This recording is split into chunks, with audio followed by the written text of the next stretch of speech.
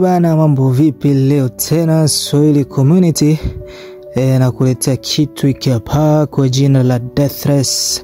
Kuwa nami mpaka mwisho, usichoke. Bana, hadithi inaanza na Jensen Ames, mfanyakazi wa viwandani na mfungwa wa zamani. Anajifunza kuwa kiwanda cha chuma anapofanyia kazi kinakaribia kufungwa na hakitalipa wafanyakazi mishahara yao kamili. Ndio maana wafanyakazi wanapinga hatua hiyo mbele ya kiwanda.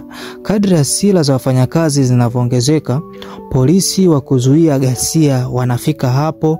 Polisi wanajibu hata uchokozi mdogo kwa kutumia ghasia. Jensen anapoona wenzake wakipigwa, anaingilia kati na kupigana. Katika vurugu hizo anashinda maafisa wachache wa polisi. Kufikia wakati Jensen anafika nyumbani, tayari ni usiku. Anamsalimu mke wake pale, kisha anaenda gorofani kumwangalia mtoto wao. Lakini hana ufahamu kabisa kwamba mhalifu aliyevaa barakoa amevunja nyumba yake. Na wakati Jensen yuko gorofani, mhalifu huyo anatumia fursa hiyo kumuua mke wake jikoni. Jensen anaporudi chini, mtu huyo anamvamia kwa mshangao na kumpiga hadi kupoteza fahamu. Kabla hajaondoka, mhalifu huyo anaweka silaha ya mauaji mikononi mwa Jensen na kufanya ishara ya matusi kwa mkono wake uliofunikwa na glavu. Amemtegea Jensen kwa mauaji hayo na kisha kuondoka. Kufikia wakati polisi wanafika, Jensen anapokea fahamu na kujikuta akikamatwa kwa mauaji ya mke wake. Baada ya miezi 6, Jensen anahamishiwa gereza la Terminal Island. Anapowasili, anakaribishwa na mlinzi mmoja kwa jina la Ulrich, anayemnyunyizia maji ya baridi kali na kumruhusu afisa mwingine kumpiga. Kisha mlinzi anampeleka Jensen kwenye selo inayoshirikiwa na wafungwa wengine 3 waliokusudia kumpiga. Hata hivyo, Ulrich anaporudi baadaye akitarajia kuona Jensen akiwa amejeruhiwa, anashangaa kuona kuwa Jensen ni mpiganaji mahiri aliyewazidi nguvu wenzake wote 3 na kuwalaza chini wakiwa wamezimia, yani wako hoi. Kesho yake asubuhi, Jensen anaelekea kwenye ukumbi wa chakula kwa kukifungua kinywa. Anatazama kimya kimya na wafungwa wengine 3 kwa jina la Coach, Ghana na Lists, ambao wanamtambua kama dereva wa zamani wa mashindano ambaye aliweka rekodi ya kasi, lakini taaluma yake ilimalizika kwa msiba. Ghafla mazingira yanabadilika wakati wafungwa wawili, Pinko na rafiki yake, wanamkaribia Jensen. Wanamchokoza kwa kumtemea mate kwenye chakula chake na kumtusi kwa kumuita muuaji wa wake wa watu na mtesaji wa watoto. Jensen anasikia haya na ghafla anampiga Pinko, lakini kabla ya ugomvi kuendelea, walinzi wanaingilia kati na kumvuta mbali ili akakutane na Claire Hennessy, mkuu wa gereza. Katika ofisi yake, Claire anamueleza kuwa anajua kila kitu kuhusu historia ya Jensen kama dereva mahiri.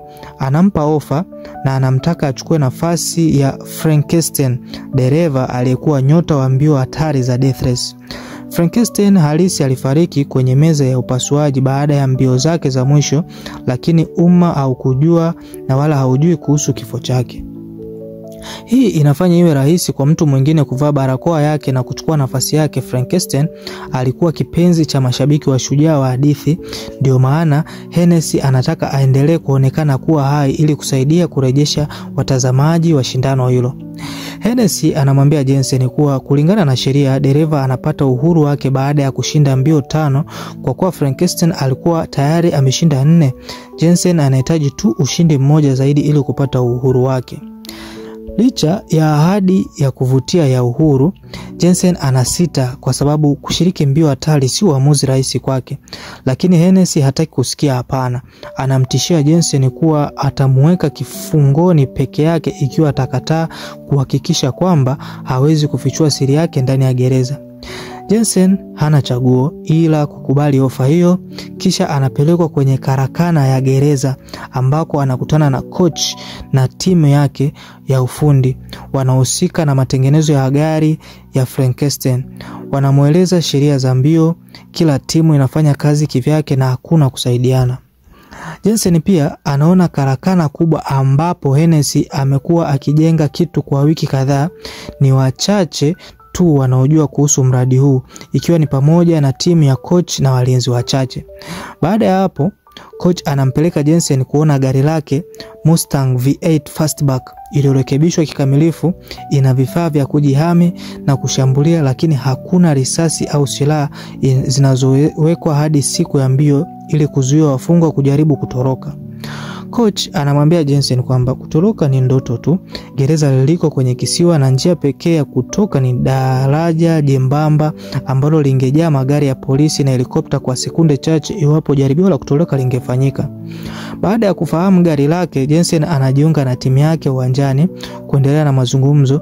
Coach anaelezea mfumo wa mbio zimegawanywa katika awamu 3. Katika awamu 2 za kwanza lengo ni kuwaondoa wapinzani wengi iwezekanavyo. Katika awamu ya mwisho kasi ndio jambo muhimu, kufika mwisho wa mstari wa kumaliza kama mshindi. Kila dereva ana navigator wake ambaye kwa kawaida ni mwanamke kutoka gereza la wanawake, isipokuwa Joy ambaye hutumia msaidizi wa timu yake badala ya navigator. Joy anajulikana kwa kuwabadilisha wasaidizi wake wa kike kwa kasi sana kiasi kwamba hata watazamaji wanaona hali hiyo si ya kawaida. Baadaye mmoja wa wanachama wa timu, Liz, anaanza kumuelezea Jensen kuhusu madereva muhimu wanaoshiriki mbio hizo. Wako dereva 14K, mwanachama wa Triad na mhitimu wa MIT. Kisha kuna Hector Grimm, muuaji wa kisaikolojia anayemwabudu Hennessy. Baada ya hayo tunakutana na Sloko Pachenko, kiongozi wa Aryan Brotherhood, na Travis Colt, nyota wa zamani wa NASCAR aliyefukuzwa. Mazungumzo yao yanakatishwa wakati Joy na kundi lake wanapomkaribia Jensen. Wanamtusi na kumwambia kuwa mbio hii ni kati ya Joy na Frankenstein pekee. Wakati huo gari la mizigo linaingia gerezani, lilikuwa limewarejesha wafungwa waliokuwa wakifanya kazi nje. Jensen anagundua jambo la kushangaza. Wote wamevaa bangili za GPS kwenye mikono yao. Jensen anapoona bangili mikononi mwa watu waliopo kwenye eneo hilo, anapata mshtuko na kutambua kuwa mtu aliyemuua mke wake pia alikuwa amevaa bangili kama hiyo siku ya tukio. Hatimaye siku ya kwanza ya mashindano inawadia. Jensen anapewa mavazi, barakoa na pete ya Frankenstein ili kukamilisha mabadiliko yake. Muonekano wake pekee unarejesha watazamaji waliokuwa wamepungua kabla ya mashindano kuanza. Kocha anamshauri Jensen kutowasiliana na madereva wengine, kwani ukimya wa Frankenstein ni sehemu ya heshima na hofu anayopaswa kuonyesha. Hata hivyo, Jensen anaruhusiwa kuondoa barakoa akiwa ndani ya gari kwa kuwa vioo vya gari vimewekwa ili watu wasiweze kuona ndani. Kes, ambaye tayari anajua siri ya Frankenstein, anajiandaa naye kwa mashindano. Jensen anapomuuliza Kes ni kwa nini yupo gerezani, anafichua kuwa alimuua polisi aliyekuwa mume wake kwa sababu alikuwa mkatili na mnyanyasaji. Mazungumzo yao yanawakatishwa na mashindano yanapoanza. Mzunguko wa kwanza haui na wavurugu sana kwa sababu silaha haziwezi kutumika mpaka mzunguko wa pili na wa tatu. Hata hivyo, madereva wanajitahidi kusukumana nje ya barabara kwa msaada wa Kes ambaye anaelewa njia ya mashindano. Jensen anafanikiwa kushindana na Joy kwa ukaribu. Kes anapogundua njia ya mkato, anamuelekeza Jensen, jambo ambalo linampa nafasi ya kuongoza mashindano. Mzunguko wa pili unapoanza, Hennessy anaamuru silaha na kinga za magari kuwashwa. Madereva sasa wanapaswa kupita juu ya alama maalum ili kuwezesha silaha zao. Ghafla mashindano yanageuka kuwa vita kamili. Hennessy anaongeza hatari kwa kuwezesha death heads, vizuizi hatari vilivyowekwa barabarani. Dereva mmoja, Grimm, anavitumia kumwangamiza dereva mwingine kwa kumbambikiza, yani kumbamiza kwenye moja ya vizuizi hivyo. Hali inazidi kuwa hatari.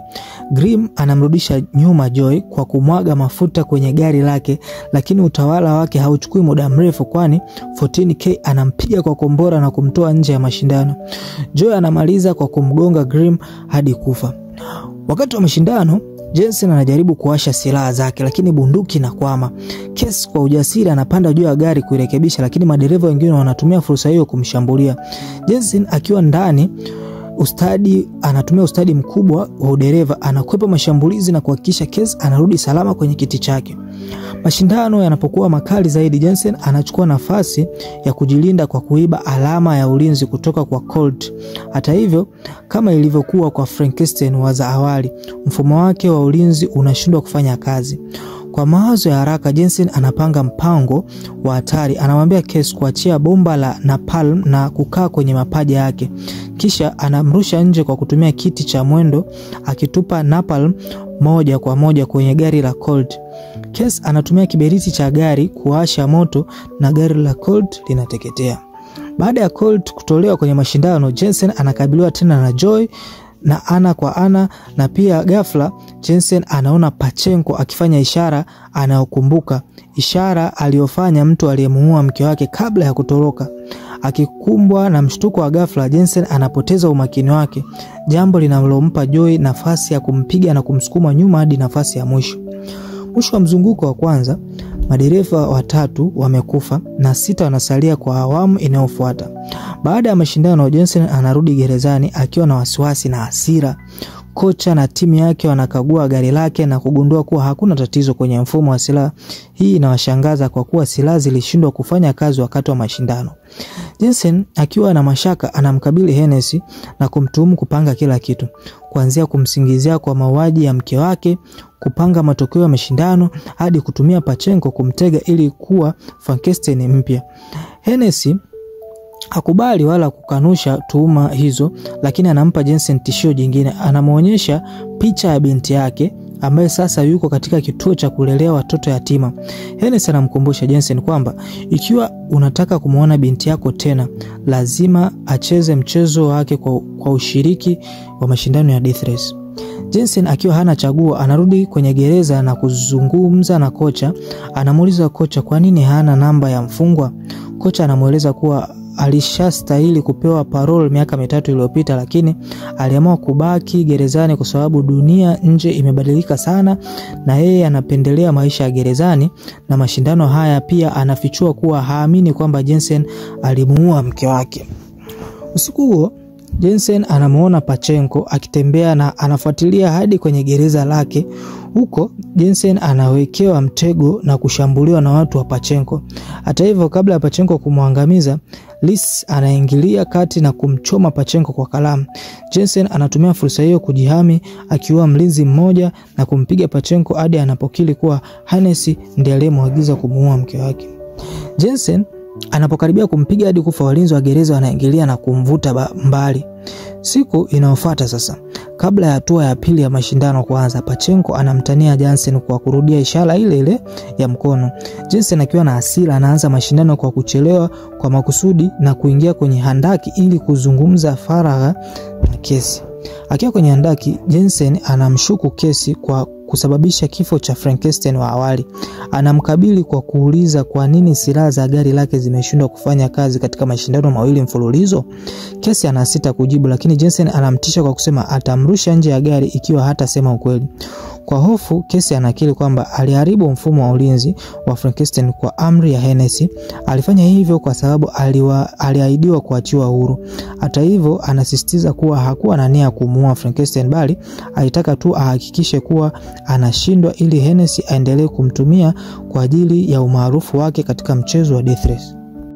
Jensen anashika gia na kuongeza kasi akirudi kwenye mashindano. Kwa sasa anampuuza Joy na kumlenga moja kwa moja Pachenko. Wawili hawa wanagongana mara kwa mara kwenye uwanja wa mbio, kila mmoja akijaribu kumtoa mwenzake nje ya barabara, lakini hakuna anayefanikiwa. Jensen anafanya mbinu isiyo ya kawaida kwa kuamilisha mfumo wa silaha badala ya mfumo wa ulinzi, jambo linalowashangaza wote kwani silaha zake ziko mbele ya gari lake.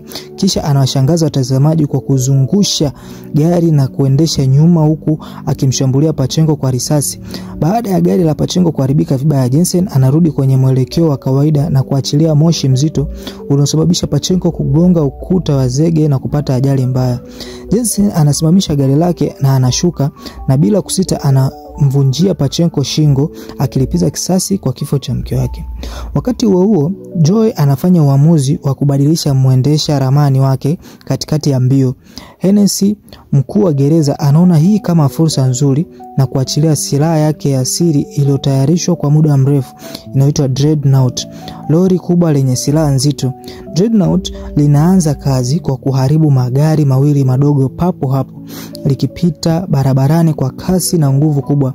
Mbali na ukubwa wake, lina faida ya kupita ndani ya majengo kwenye njia iliyotumika za mkato, lakini pia kusonga na kuharibu wapinzani walio mbele. Wakati lori hilo linamshambulia 14K na mwendesha ramani wake, Jensen na Joy wanaelewana na kuunda muungano wa muda ili kulimaliza. Wanatumia mbinu za ujasiri kulizunguka Dreadnought na kulikwepa kwa ustadi. Mwisho wanatumia mtego wa barabarani kuifanya lori lipate ajali mbaya, na mbio za hatua ya pili zinafikia mwisho wake. Jensen na Joy pekee ndio wanabaki kuendelea kwenye mbio za finali. Baada ya mashindano, Joy anahisi kuna jambo la ajabu kuhusu sauti ya Jensen, ikifanana na sauti ya Frankenstein. Wakati huo Hennessy na msaidizi wake Ulrich wanapanga njama kuhakikisha Jensen anauawa kabla ya kushinda. Siku inayofuata bomu linawekwa chini ya gari la Jensen bila yeye kujua. Jensen anagundua kuwa Hennessy amekuwa akidhibiti mashindano yote ili kuhakikisha hakuna mfungwa anayeshinda mara 5 na kupata uhuru. Hakuna aliyewahi kushinda mara 5 kwa sababu mfumo umewekwa ili kuangamiza wote kabla ya kufika hatua hiyo. Jensen anapanga njia ya kutoroka akimshirikisha Joy. Katika mbio za mwisho, Ulrich anaanza kucheza mchezo mchafu kwa kudhibiti mitego ya barabarani ili kumdhoofisha Jensen pekee. Licha ya changamoto, Jensen na Joy wanatumia ujanja kupasua sehemu dhaifu ya ukuta wa gereza kufungua njia ya kutoroka. Wakati huo, Hennessy anagundua hila yao na kujaribu kulipua gari la Jensen kwa kutumia bomu lililokuwa ameweka. Lakini mpango wake unashindikana kwa sababu coach na washirika wake walikuwa tayari wameondoa bomu hilo. Jensen na Joy wanakimbia kuelekea daraja huku polisi wakiwafuatilia kwa kasi.